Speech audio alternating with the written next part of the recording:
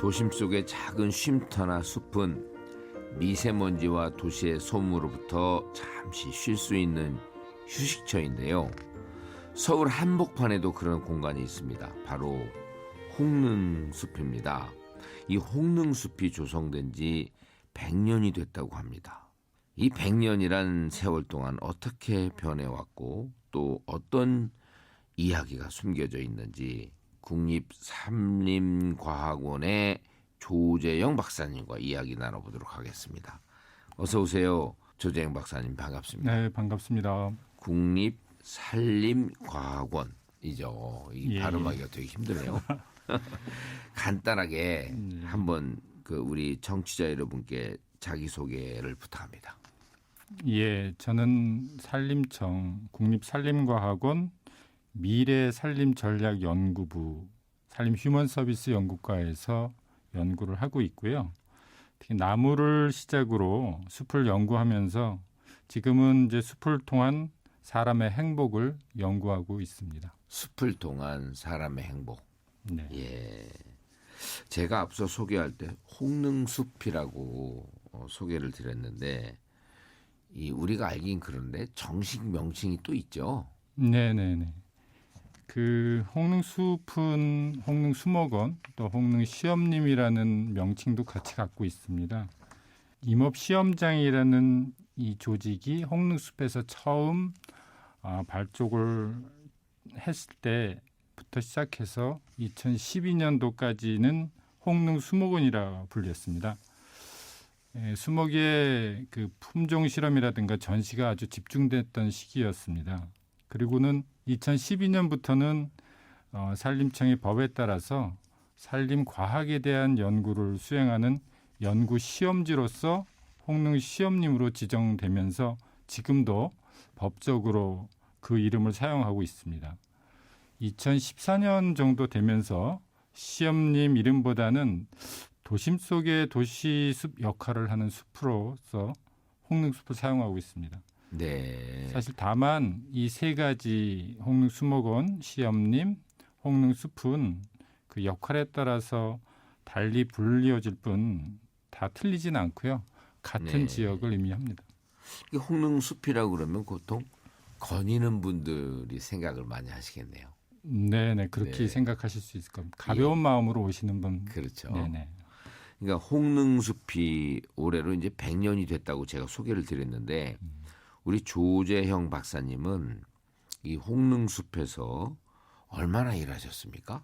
예, 그 홍능숲이 이제 100년이 되었다는 얘기는 사실 정확히 얘기하면은 그 홍능숲에 홍능이라는 능이 조성되면서부터 시작했으니까 좀 한 125년 됐다고 얘기를 해야 되겠네요. 125년. 예. 네. 근데 이 숲에서 산림 연구를 시작한 지 100년이 되었다는 표현이 더 옳을 것 같습니다. 예. 저는 1991년부터 연구원 생활을 시작해서 지금까지 한 30년이 좀 넘었습니다. 네. 사실 홍능숲에 이제 발을 디딘 지는 1971년, 제가 6살 때인가요? 그때부터 발을 디뎠는데 저희 이제 아버님께서 사실은 이 연구원, 과학원에 근무를 하셨고 또 그 근무를 하실 때는 예전에는 이 직원들에게 제공하던 관사가 있었어요. 네. 그 관사에서 한 5년 동안 제가 생활을 했었던 기억이 있습니다. 예. 아마도 그때가 지금 제가 있었던 단초가 되지 않았나 생각이 되고요. 네. 숲에 대한 연구를 아버님 저까지 이제 2대째 연구하고 있는 셈이 되겠네요. 과학원이라 하면 아버님께서 근무하신 과학원? 예. 지금 제가 소개를 할 때 국립산림과학원이라는 말씀을 드렸잖아요. 네, 네. 근데 홍능숲에서 처음 그 연구 기관이 명칭이 임업시험장이라는 이름으로 왔고요. 네. 임업시험장, 임업연구원, 국립산림과학원이라고 이렇게 명칭이 바뀐 겁니다. 네, 그럼 한 기관에 계속 계신 거예요? 아버님하고 네, 그렇다고. 아드님이. 네. 그리고 아까 말씀하실 때 능 말씀을 하셨어요. 네. 능. 그 홍능숲이다 그러면 홍능이라는 능이 있어서 처음 붙인 이름일 텐데 능이라면은 어떤 왕이나 아니면 왕자 이런 쪽과 관련이 있지 않습니까? 네, 그렇습니다. 사실 홍릉숲에는 지금은 능이 없습니다. 아, 네, 근데 이제 한때 조선 왕조의 그 능, 그러니까 명성황후의 능이 있었기 때문에 지금도 그 장소의 명칭으로 네. 불리고 있습니다. 다들 아시겠지만 1895년에 이제 을미사변 때 명성황후가 시해된 후에 원래 이제 구리에 있는 동근홍 쪽에 조성하려고 하다가 뭐 아간 파천이나 등으로 인해서 2년 미루어진 1897년에 지금 청량리 홍릉에 능을 조성을 하게 됩니다. 그 후 이제 1919년에 고종 황제가 이제 승하하시면서 네. 지금의 경기도 남양주에 있는 홍릉으로 합장을 해서 가시게 되고요. 네. 한 22년간 거기 머물러 계셨던 거죠. 네. 예, 그래서 지금은 이제 홍릉터만 남아 있는 상태입니다. 이게 서울릉이나 선정릉 주변도 나무들이 좋고 또 이 숲이 있어서 홍릉도 그런 줄 알았는데 그러한 의미가 있군요. 네, 홍릉숲이 1922년에 이제 조성되었으면 이때가 일제 강점기 아닙니까? 네 그렇습니다. 그럼 일본 사람들이 이걸 만들었나요? 예, 그 역사적으로는 그렇게 저희가 인식을 해야 될 것 같습니다. 네. 예, 처음에 사실 이제 조림이나 임업 관련한 시험을 처음 목적으로 해서 지금이 있는 장소 청량리가 아니라 네. 광릉 지금 이제 세조능이 있는 경기도 광릉이라는 곳과 광릉. 예, 광릉이 광릉. 어디죠? 포천에 있는 포천. 그 예. 광릉이라는 곳과 또 지금 서대문구 부가연동 추계예술대학교가 있었던 곳에 네. 그 의령원이라고 있습니다. 의령원. 예, 그곳이 이제 의손세자의 이제 묘가 되는데 거기에 두 곳에 사실은 이 임업 시험장 전에 임업 시험소라는 것을 만들어 두고 네. 사실 연구가 시작됐다가요. 1922년에 그 의령원 이제 부가연동이라는 곳에서 이 홍릉으로 이전을 해서 임업 시험장이라는 조직이 이게 본격적으로 발족을 하게 됐습니다. 네. 그래서 정식적으로 이제 관제가 이제 확정이 돼서 근대적인 임업 연구가 시작된 곳이기도 하죠. 근데 임업 연구가 왜 시작됐을까요? 그 당시에 그렇게 나무가 중요했나요? 사실 그 20세기 초 전에는 엄청나게 헐벗었다고 다들 얘기하지 않습니까? 네. 실제로 숲이라고 존재하는 곳이 그렇게 많지 않았고 특히 남한 지역 같은 경우도 엄청나게 낮이나 이런 상태가 많았었습니다. 그래서 나무를 가꾸고 만들고 가꾸고 심어야 되는 그 당위성이 있었던 거죠. 국가적으로도. 그 왜 민둥산밖에 없었던 거죠? 가장 큰 이유는 저희가 나무를 의식주 생활하는 데 쓰고자 했던 거죠. 자원이 부족하니까 예. 석탄도 부족하고. 네. 네. 그 당시에는 석탄이라는 것보다는 다 나무에 의한 땔감이었다고 할 수 있습니다. 그랬군요. 그러면 처음에 그 홍릉숲이라고 우리가 지금 명명하고 있는 이 숲의 그 당시 모습과 지금은 어떻습니까? 홍릉숲이 100년 전의 모습은 지금의 저희가 있는 홍릉숲보다 약 한 4배 정도 컸습니다. 그러니까 축구장 면적으로 따지면 한 축구장 한 220개 정도의 면적이었어요. 네. 그러다 지금 현재는 한 57개, 그러니까 4분의 1 정도로 사실 면적이 확 줄었죠. 왜 그렇죠? 6.25 전쟁을 통해서 막 그 주변에 피난민들이 정착을 하거나 또 학교나 이런 곳이 이제 그 땅을 네. 요청을 해서 그 땅을 불화를 다 해줬고요. 좀 또- 나눠 가졌구나. 네. 그다음에 이제 그 주변에 지금 키스트나 카이스트나 국방연구원 같은 어떤 과학기술의 진흥을 목적으로 주변에 있는 그 기관들이 들어서면서 그 기관들에게 이 땅을 내줬죠. 네. 그러다 보니까 상당히 많은 많은 면적으로 좀 줄어들었고요. 네. 근데 그에 반해서 면적은 줄어들었어도 사실 그 숲의 규모, 그러니까 나무의 볼륨 이런 것들은 상당히 커졌다고 볼 수 있습니다. 그렇군요. 규모는 작아졌지만 나무는 정말 밀도 있게 그렇게 변했군요. 네네. 예. 이 홍릉숲 안에 우리가 이제 다녀오신 분들도 계시겠지만 그 어떤 것들이 있는지 좀 소개시켜 주시겠어요? 홍릉숲은 역사적으로는 제가 조금 전에 말씀드렸던 홍릉터, 능터가 있고요. 네. 또 이제 고종 황제께서 이 홍릉을 참배하실 때 주로 물을 마셨다는 어정, 그러니까 임금어자의 우물정자겠네요. 맞습니다. 네. 예, 그 대표적인 역사적인 장소가 있고요. 또 이곳은 지금은 국립산림과학원이 산림과학 연구를 하는 곳이고 또 그 연구를 수행하는 시험지이기도 합니다. 네. 그러다 보니까 연구에 필요한 연구 시설, 특히 이제 미세먼지나 많이 요새는 좀 잠잠해지긴 했지만 그 미세먼지를 측정하는 그런 어떤 측정 시스템, 네. 또 이제 산악의 어떤 기상을 측정하는 측정 시스템이라든가 산사태와 관련된 테스트베드 같은 연구 시설들이 잘 배치돼 있습니다. 산사태 테스트베드가 뭐죠?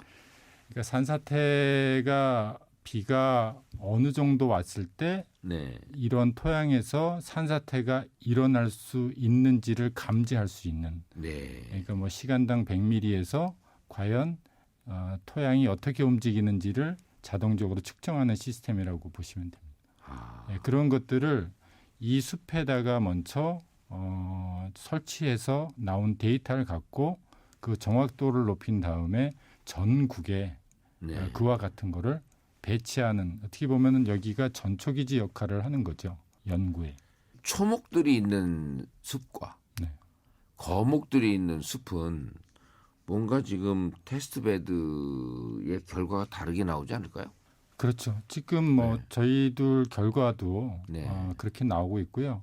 숲이 잘 조성이 된 숲은 그 이 물을 머금을 수 있는 양, 또 이 그거를 그 토양이 쓸려 내려가는 그런 그 강도를 버퍼해 주는 역할이 있습니다. 근데 이제 이렇게 숲이 아니고 낮이인 경우는 그냥 그런 기능이 없고 그냥 위로 흘러 내려간다는 거는 영구적으로도 저희가 나와 있습니다. 그리고 또 하나 제가 궁금한 거는 아마 청취자 여러분들도 궁금해 하실지 모르겠는데 이런 것도 그 빈도수와 이런 것들이 기존의 데이터에 의해서 뭔가 그 가늠하고 측정할 수 있고 예상할 수 있고 이럴 텐데 요즘 그 기후 변화 이후에 이게 변화무쌍하지 않습니까? 이런 부분들에 대해서 좀 대책 좀 있으세요? 지금 이제 저희 산림 산불 산사태 연구과가 있어요.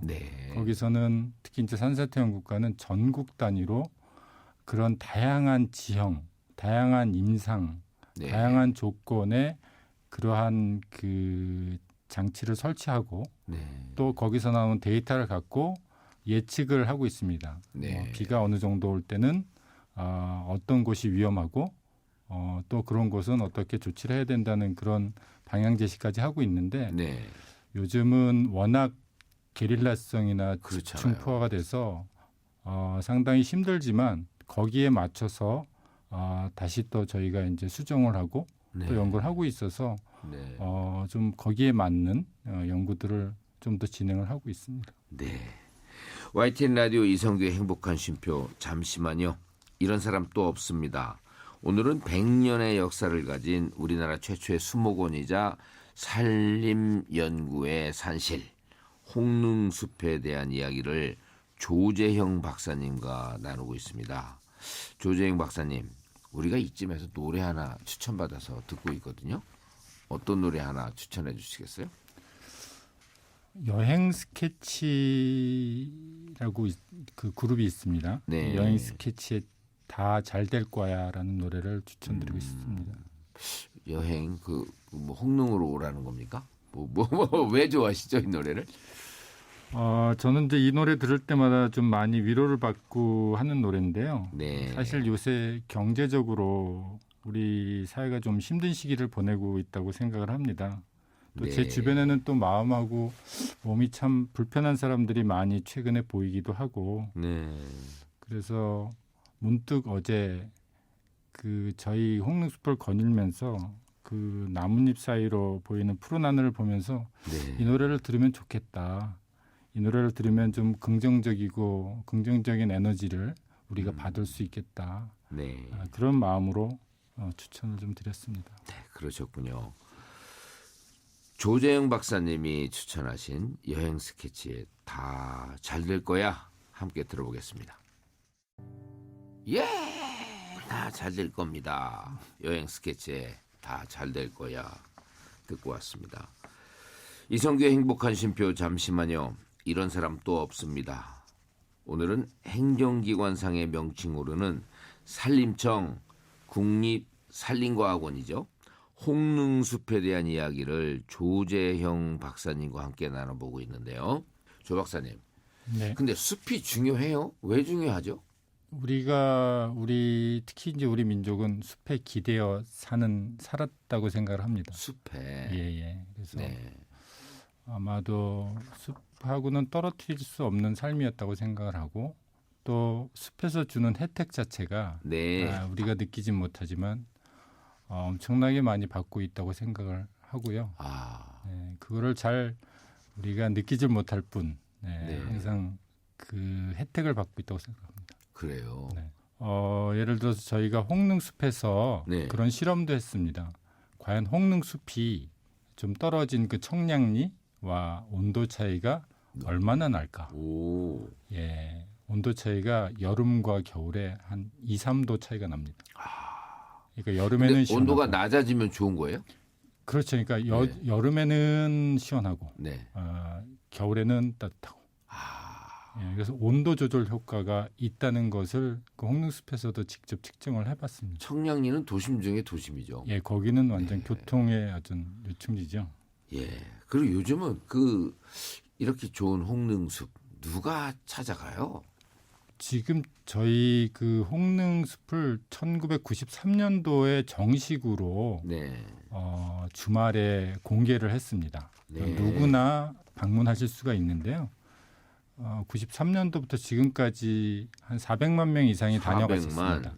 예. 근데 주말에는 주로 이제 숲을 찾는 그 일반인 분들이 주로 많이 오고 네. 주중에는 뭐 생태교육의 교육이라든가 체험이라든가 주로 초중고생들의 교육 목적으로 상당히 많이들 네. 방문을 하시고 있습니다. 네. 그리고 사실은 2016년부터는 평일에도 일반 분들이 숲 해설가와 동행할 수 있는 선택 가이드제라는 걸 운영을 해서 선택 가이드제. 네, 들어오셔서 그냥 숲을 본인이 이렇게 보시는 게 아니라 좀 숲을 설명을 듣는 거죠. 예, 그런 그 가이드제를 통해서 일반인들도 평일날 들어오셔서 그 탐방을 하실 수가 있습니다. 네. 근데 이제 그런 이제 해설하고 그런 그 프로그램을 들으면 알겠지만 홍릉숲을 대표하는 나무랄까 그 뭔가 자랑할 수 있는 수종 뭐 이런 게 있어요? 예, 그 홍릉숲은 100년이 좀 넘은 숲이라고 말씀드렸잖아요. 네. 사실은 명성황후릉이 조성되면서 그때 원래 있던 숲에 소나무라든가 잣나무, 버드나무, 상수리 등을 그때 식재를 했습니다. 네. 그러니까 벌써 그 친구들도 100년이 넘었겠죠. 그 친구들이 아직도 존재하고요. 네. 특히나 저희들의 어떤 그 랜드마크처럼 이렇게 잘 멋있게 서져 있는 소나무의 종류인 반송이 있어요. 반송. 예, 그러니까 1892년생이니까 한 130년 된 반송이 아주 멋있게 저희 그 뜰 가운데에 있습니다. 이게 그걸 반송이라면 이게 어떤 소나무 같긴 한데. 소나무인데요. 네. 한 키가 1.2m 정도 이렇게 올라가서는 네. 반으로 이렇게 그 갈라져요. 예, 그래서 열리지하고 반대네. 걔네는 합쳐지는데. 예, 네. 아주 그 수영이 아주 멋있는 네. 형태. 지금 청와대에도 반송이 있습니다. 아, 그래요. 예, 거기에 있는 청와대 반송은 좀 여성스럽다면은 네. 저희 있는 반송은 상당히 남성스러운. 오. 예, 한번 오셔서 보시면은 좋을 듯하고요. 네. 또 금강산에서 온 주목이라든가 이 주먹은 1년에 크는 게 막 조금씩 크지 않아요? 단단하고. 그렇습니다. 네. 지금 그 친구도 100년이 넘었는데 그러네요. 1922년. 예, 볼륨 그러니까 덩치와 키가 그렇게 크진 않습니다. 네. 예, 워낙 그렇게 크게 자라는 애는 아니라서. 또 그 외에 뭐 다른 예, 그리고 자랑거리가 있죠. 또 이제 풍년화가 우리나라의 그 풍년화라고 하면은 매년 그 풍년화가 잘 피면은 그해 풍년이 든다고 그래서 풍년화라는 네. 게 있어요. 그게 1923년도에 음. 이제 식재가 돼서 지금까지도 있습니다. 그래서 저희 언론에 1970년대 초부터 지금까지 계속 매년 그 풍년화의 풍년화의 개화 시기를 이렇게 보도를 하고 있는데요. 예. 점점점 좀 빨라지고 있는 풍년화가 개화되는 시기가 빨라지고 있는 걸로 알 수가 있습니다. 그리고 숲이면 이렇게 나무도 있지만 네, 무슨 새소리도 있고 물소리도 있고 이럴 텐데 네, 거기에 서식하는 네, 네. 동물들도 좀 있겠죠. 동물들이 기본적으로 새들이 제일 많습니다. 예. 새는 저희가 한 84종 정도 네. 저희가 조사를 해보니까요. 한 84종이 분포를 하고 있는 걸로 나왔고요. 그 전에도 저희가 1958년도 그러니까 한 60년 전에 조사를 했을 때도 83종 정도가 되더라고요. 네. 근데 최근에 측정한 것도 84종이니까 별 차이가 없잖아요. 네. 그런데 그 차이가 왜 없는가를 봤더니 단지 그 숲에서 주로 발견되는 애들이 조금 장소를 이동했을 뿐 종은 그렇게 차이가 나지 않더라. 그래서 상당히 숲이 조금 더 좋아졌다는 것을 반증하는 그런 경우라고 볼 수 있겠고요. 예. 또 족제비라든가 청설모, 뭐 다람쥐는 아주 흔하게 볼 수 있습니다. 예. 그리고 최근에는 좀 별로 좋지는 않지만 고양이가 이제 저희 그 애완묘로 키우다가 좀 이탈이 됐는지 네. 들어와서는 자주 여러 그 동물들한테 교란을 주고 있어서 걱정이긴 합니다. 근데 그 홍릉숲을 찾을 때 네. 정말 계절에 따라서 어디를 꼭 가봐야 된다. 이쪽을 좀 소개해 주시죠. 홍릉은 제가 보기로는 봄, 여름, 가을, 겨울 다 좋습니다. 네. 근데 그 중에 특히 봄하고 가을이 조금 더 찬란한 것 같고요. 네. 지금 시기면은 곧 가을이 지금 시작되는 시점이라고 볼 때 왕벚나무 쉼터라고 있어요. 왕벚나무 쉼터. 네. 그러니까 꼭들 청취자 여러분들 기억하시면 왕벚나무 좋겠네요. 쉼터의 그 가을 단풍색이 참 좋고요. 네. 그다음에 저희가 홍릉 터로 가는 길을 왕후의 길이라는 명칭으로 프로그램을 운영을 하고 있는데 그 길을 갈 때 그 소나무와 또 주변에 있는 왕후의 길. 단풍나무가 네. 잘 어우러져서 정말 찬란하기도 하고 네. 정말 사색을 하기 좋은 그런 길입니다. 꼭 한번 경험을 하셨으면 좋겠습니다. 예. 그 수목원들이 이제 몇 군데 있잖아요. 경기도에도 있고 뭐 이쪽 저쪽 많이 있는데 그 특징을 홍릉숲 이게 특징이다. 한마디 해주실래요? 그냥 일반인의 입장에서 보면은 제가 생각할 때 서울 시민들의 입장에서 보면은 정말 도시에서 각봤고요. 네. 다른 수목원은 좀 외곽으로 나가야지만 볼 수 있는데 여기는 도심 내에 있다는 가깝다는 장점이 있고 또 너무 크거나 너무 작지 않습니다. 딱 1시간에서 1시간 반 정도를 돌아볼 수 있는 정도의 규모이기도 하고요. 또 일단은 들어가면은 주변의 소음이 차단되는 아주 조용함을 만끽하실 수 있습니다. 네. 또 하나 좀 특징적인 거는 이 나무의 큰 나무로 구성이 됐는데 그게 숲인 듯 숲이 아닌 듯한 그런 모습에 네. 조금 생각을 하게 되는 숲입니다. 그러니까 그게 자연스럽게 숲이 된 것보다는 품종들을 보존을 했던 것이 커서 숲의 모양을 했기 때문에 네. 그런 모양이 된 것 같고요. 네. 또 다른 숲하고 좀 확실히 차이 나는 거는 이게 도시민의 힐링 장소이기도 하지만 산림 과학에 대한 연구를 네. 현재도 한 16가지 정도로 수행하는 연구 시험지이기도 합니다. 그래서 아마 다른 수목원은 이러한 그 특징이 없을 것 같고요. 네. 여기서만이 아마 그런 그 차별성이 있을 것 같습니다. 도심 속의 오아시스면서도 연구적 가치도 있고 그러네요. 네. 역사적 가치도 있고. 예. 예. 근데 아까 주신 명함에 숲에는 조화, 경쟁 그리고 죽음이 함께한다는 문구를 써놓으셨더라고요. 예. 예, 평생 사실은 숲으로 출근을 하셨는데 숲에 대해서 또 우리들이 살아가는 것에 대해서 어떻게 생각하십니까?